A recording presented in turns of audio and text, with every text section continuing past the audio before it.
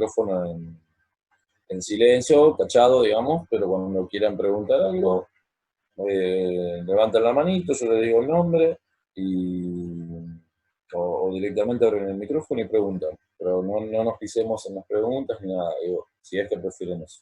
Hagan como quieran ustedes, y si no, eh, me hacen las preguntas por el chat. Yo la verdad que me da lo mismo. Les decía la semana pasada que quizás es mejor que me lo digan si tienen preguntas más compuestas, más rebuscadas, quizás estaría mejor hablarlo, porque es más fácil en vez de tener que escribirlo, pero como quieran ustedes.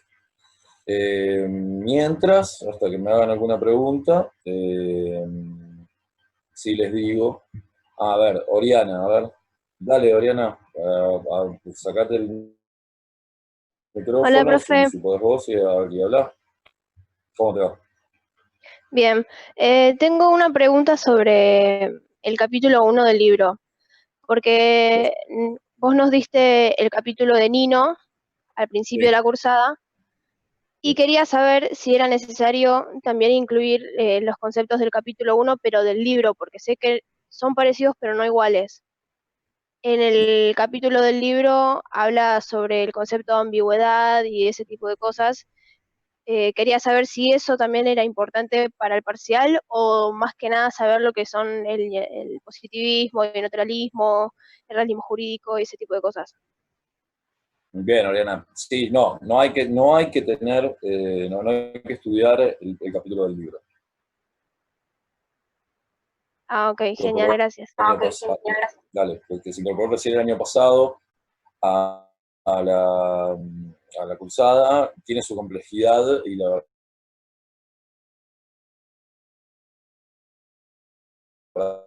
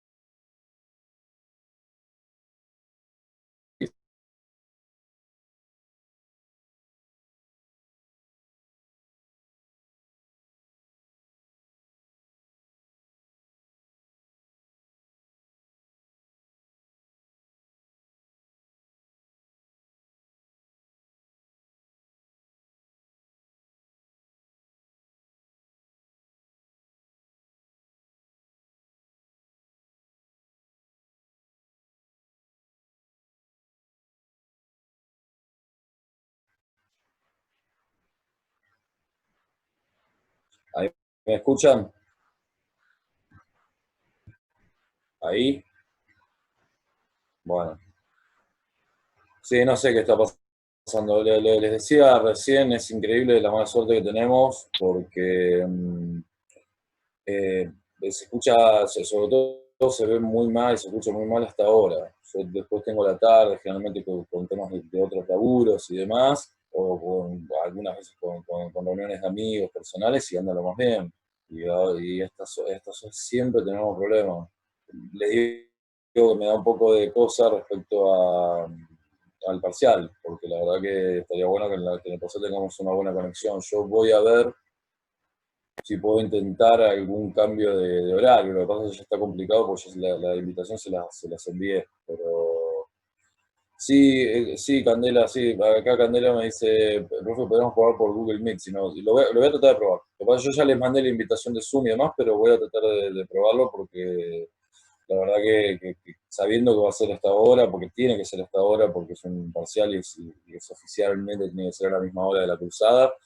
Voy a tratar de probar con Google Meet esta semana, con amigos o con lo que fuera, con varias personas a la vez, a ver si me funciona mejor, porque la verdad que para el parcial mí no me importa, digo, ustedes van a estar haciendo el parcial y listo, pero si me tienen que hacer preguntas en el medio del parcial, que no se corte, porque la verdad que sí, sí, el jueves, otra Candela, el Candela Beleli, nos dice, siempre vemos el jueves, profe, conmigo. Dale, denme estos días para familiarizarme, porque la otra vez cuando lo intenté no me salía.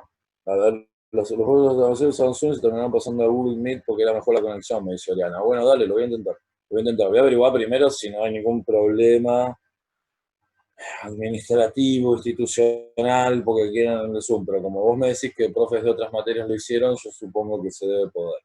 Así que voy a intentarlo. Voy a intentarlo para ver si ya el mismo jueves podemos probar y preparamos todo mejor para el lunes. Déjenme averiguarlo hoy, yo a cosas se les mando una cadena de mail, porque en vez de darle la invitación del Zoom para el jueves, le mandaré una cadena de mail y nos encontraremos en la otra plataforma. Bien, más preguntas, chicos y chicas. Levanten las manitos o habiliten sus micrófonos y hablen. Ah, se trabó otra vez.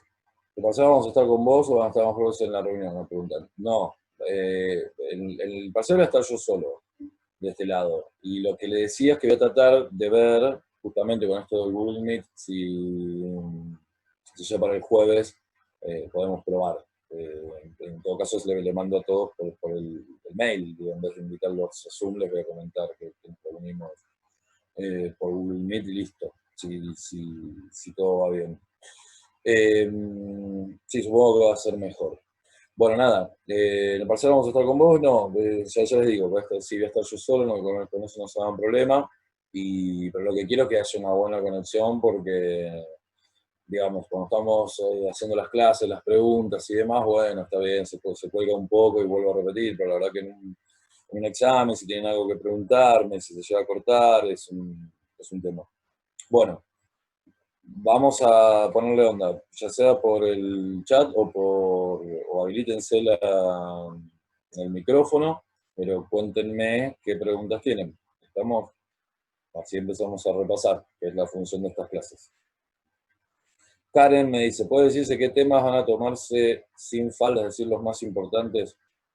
Sí, bien. Ahí vamos con una pregunta y después hay otra de Franco. Así que los que tengan otras preguntas, aguanten, así vamos. Bueno. A ver, lo de los temas, a ver, esto voy a tratar de ser condescendiente bueno, sabiendo que hay situaciones que son particulares en este cuatrimestre, pero los parciales se estudia todo. Digo, es así, sobre todo en la UBA. Yo les diría que si no quieren frustrarse y no quieren, eso, frustrarse, digo, ¿no? Estudiar bastante, pero no todo, y después pueden terminar perdiendo por eso. Yo les diría que siempre hay que estudiar todo, pero también admito que siempre hay temas más importantes que otros. Bueno, y un naturalismo va a estar, y un naturalismo positivismo, eso va a estar.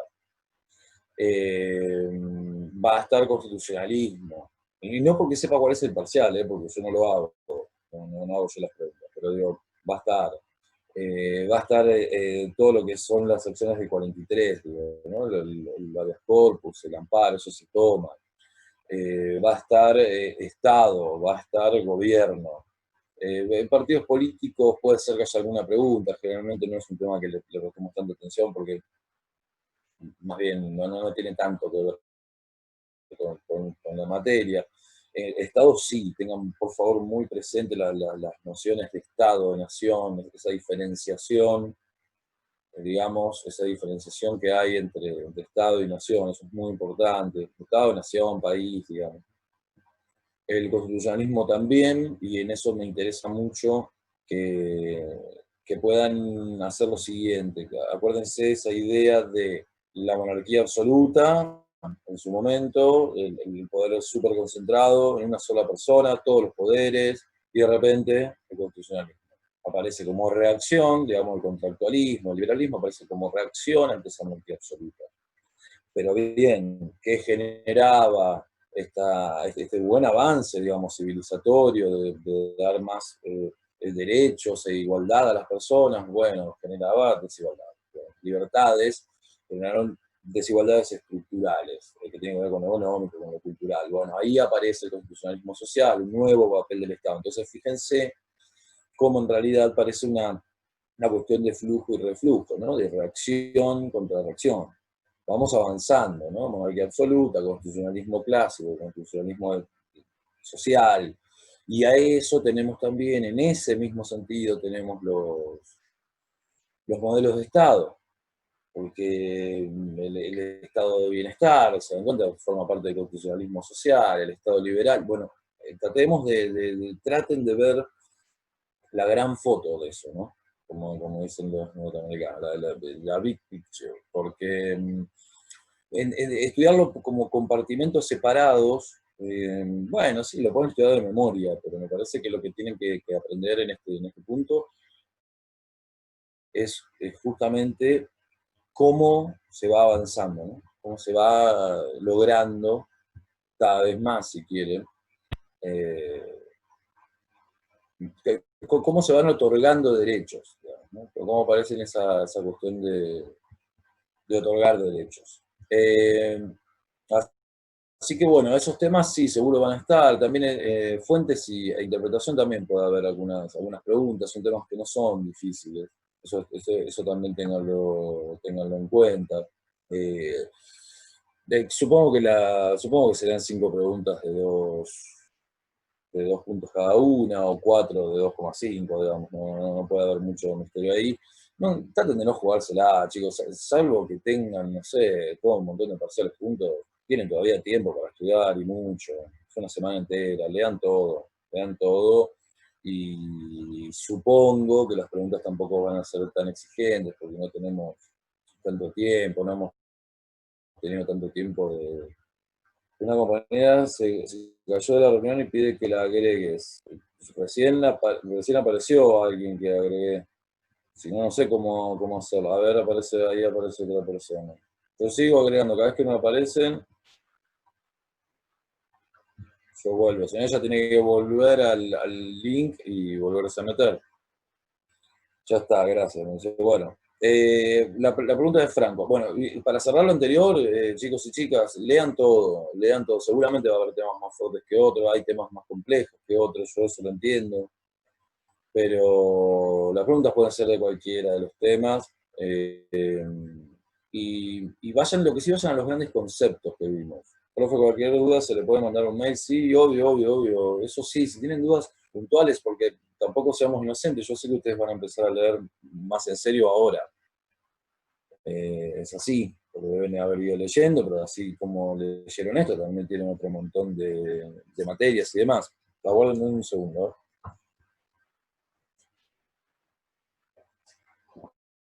Ahí estoy de vuelta.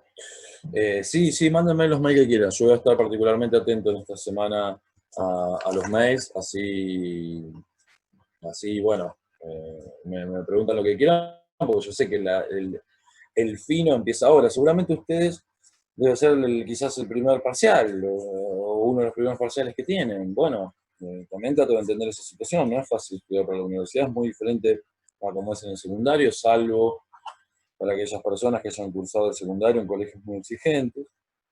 Realmente la cuestión cuantitativa y cualitativa, es decir, la cantidad que tienen que estudiar y la complejidad que pueda tener esas cuestiones. Ahora te habilito, Oriana, o aguantame un segundo.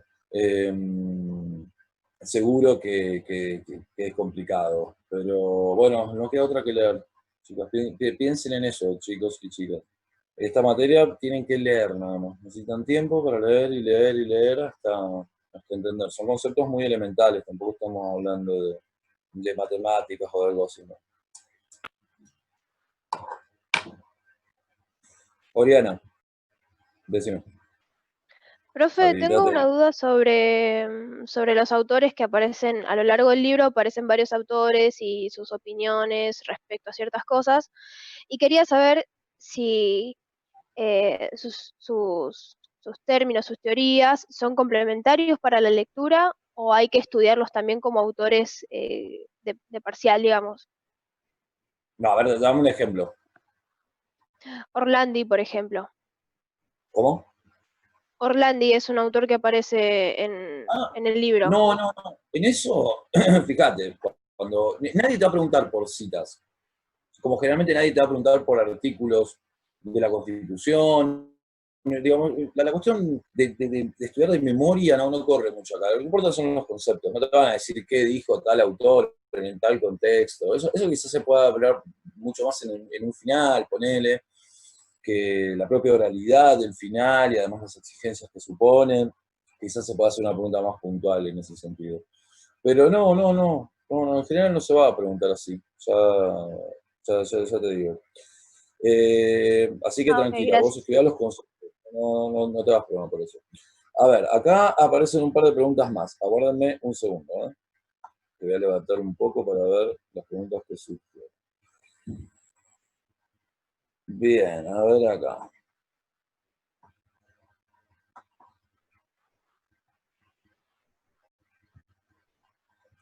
Tenía uno de Franco, que dice, profe, ¿puede hacer un repaso de lo que son la parte dogmática y orgánica? Eso es de la Constitución.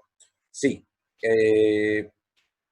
Parte orgánica y dogmática son las dos partes en las que se divide cualquier constitución moderna.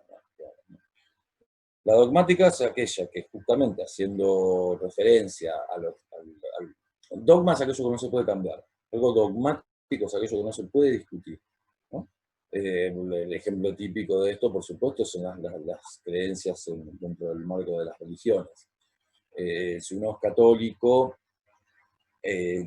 no puede dudar de que Dios es uno y es tres, de que Jesús resucitó, de que al tercer día, bueno, qué sé yo, son artículos de fe, son dogmas, son cosas que no se pueden cuestionar.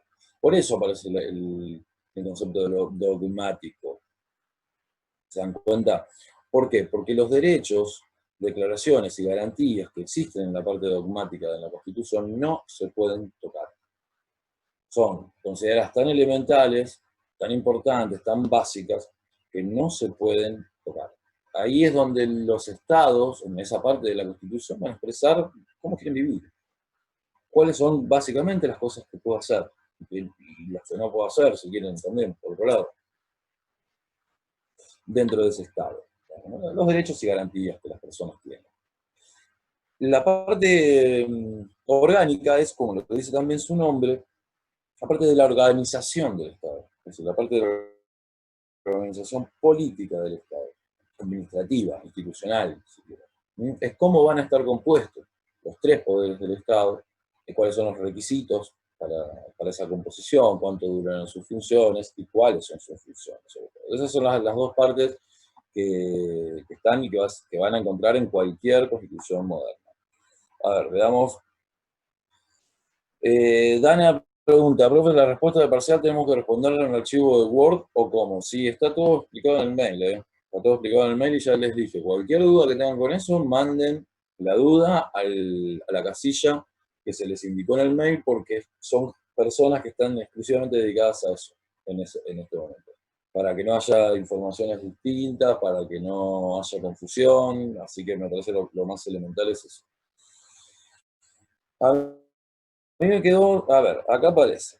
Tami y Ludmila preguntan, no puedo estar en la clase de gobierno, ¿podría explicar el parlamentarismo? A ver, explicar un tema de vuelta entero me parece que no es la idea de una clase de repaso. El tema, ustedes tienen el video de esa clase en particular y lo buscan y lo vuelven a ver si no lo entendieron. Y tienen el libro, léanlo, estudienlo. Si dentro de eso, ya más como pregunta Tami, a mí me quedó un poco sin entender bien el sistema de gobierno parlamentario. Bueno, hacemos algunos comentarios sobre el sistema parlamentarista o los sistemas parlamentaristas.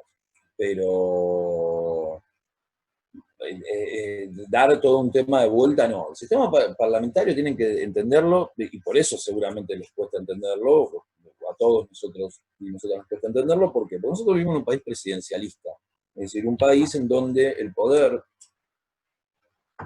del Estado se condensa no al modo de un monarca autoritario, digo, ¿no? Porque en principio estamos hablando de una república donde existen división de poderes y demás.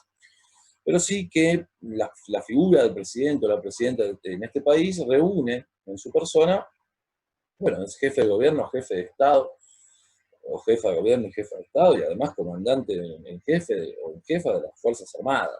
El presidencialismo, lo que nosotros entendemos, en el sistema en el que ustedes viven desde que nacieron, tiene esas características. Por eso nos cuesta entender el parlamentarismo, nos cuesta entender que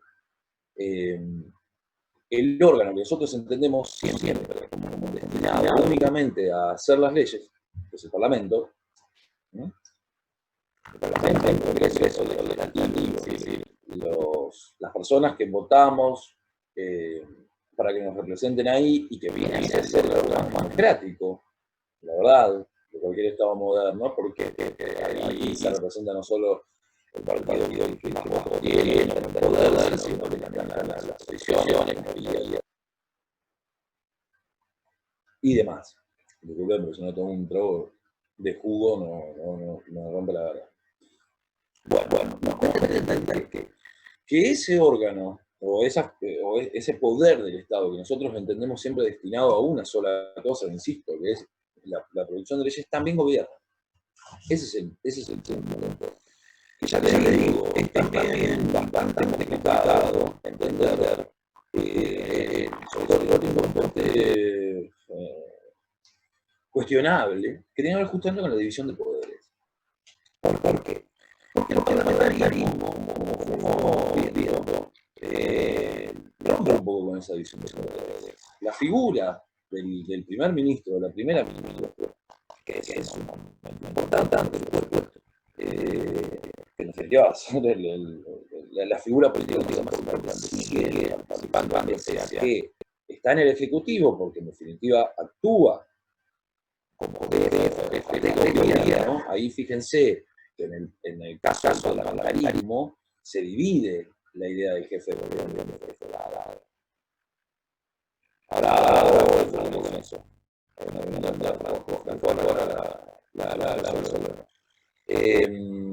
No me quiero ir de tema. En el parlamentarismo, el jefe de Estado está separado, porque generalmente el jefe de Estado es el rey, por ejemplo, en la monarquía parlamentaria, como sucede en Inglaterra o en España, mientras que el primer ministro es el jefe de gobierno. Bueno, lo que nos hace nosotros es que ese primer ministro, que es jefe de gobierno, o esa primera ministra que es jefe de gobierno, sigue siendo parte del poder legislativo, sigue siendo parte del Parlamento, por lo tanto ahí estarían quebradas la cuestión de la división de poderes. Acuérdense que hay una proposición, por ejemplo, los reyes, la figura del rey o reina, que son los que proponen al primer ministro. Y acuérdense que el primer ministro va a pasarse de jefe de gobierno tiene una relación muy tirante, si quieren, con el propio poder. Obviamente se necesitan unos a otros, porque mediante la investidura ya se da una confianza. Entonces, el Parlamento da una confianza a la persona que propuso el rey, y bueno, esa persona actúa como primer ministro, o sea, el gobierno de cosas no dice decimos nada. Ahora, si yo le voto con la gente de confianza, ese voto de confianza al revés, o sea, un voto de censura o de no confianza, y bueno, yo no sé si voy a gobernar. Ahí ya no se va a gobernar, porque si no te va a cargar la mente cada una de las cuestiones que vos por el mismo siendo parte de ese parlamento, que sería pasar sobre el país. No se podría gobernar directamente, porque cada una de las cosas van a avanzar. Por lo tanto, es un sistema que va a funcionar mientras haya una armonía entre el primer ministro, el primer ministro y el Parlamento. En donde eso se rompa, acuérdense también que el primer ministro puede disolver el Parlamento, con tal de que llame en la misma maniobra, en la misma resolución en la cual disuelve el Parlamento, tiene que llamar a nuevas elecciones, no puede haber gobierno sin ese Parlamento, pero también puede disolverlo. ¿Por qué? Porque no se puede gobernar. Eso va a depender muchísimo de las cuestiones coyunturales, de política, eso se arregla generalmente en los bares alrededor de los parlamentos. Entiéndanme que es así, porque es una cuestión de equilibrio de poder. ¿Se dan cuenta? Es una cuestión de equilibrio de poder. Entiendan, por ejemplo, y con esto se van a dar cuenta, que es también bastante diferente a lo que nosotros tenemos en el sistema presidencial, que mientras funciona bien, no hay plazo. Mientras funciona bien, el primer ministro no tiene plazo. Va a poder estar un montón de tiempo. Eso también es muy importante. ¿Por qué? Porque nosotros estamos acostumbrados, como marca de la democracia representativa, a la periodicidad de las funciones. Así lo aprendemos en la periodicidad de los mandatos.